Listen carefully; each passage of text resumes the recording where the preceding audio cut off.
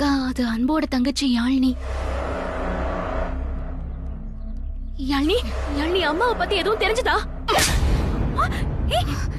யாழினி, என்ன பண்ற நீ? என்ன பண்ற? அக்கா, நீ இருக்க, அவசரப்படாத. கேளு, விடு என்ன.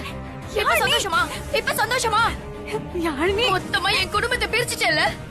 எங்க அம்மா எனக்கு எவ்வளவு உயிர்னு தெரியுமா உனக்கு? என் அண்ணா உன்னை பார்க்காத வரைக்கும் எங்க அம்மாவை எதிர்த்து ஒரு வார்த்தை கூட பேசினது இல்ல தெரியுமா? ஆனா இன்னைக்கு நீ செத்தாலும் பரவாயில்லன்னு சொல்ல வச்சுட்டலடி. என்னம்மா, நானும் பாத்துட்டே இருக்கேன். வாய்க்கு வந்தபடி வாடி போடின்னு மரியாதை இல்லாம பேசிட்டு இருக்க. அக்கா இருக்கா, அவ பேசட்டும், விடுக்கா. அவ எதுக்கு உன்னை வாய்க்கு வந்தபடி எல்லாம் பேசணும்?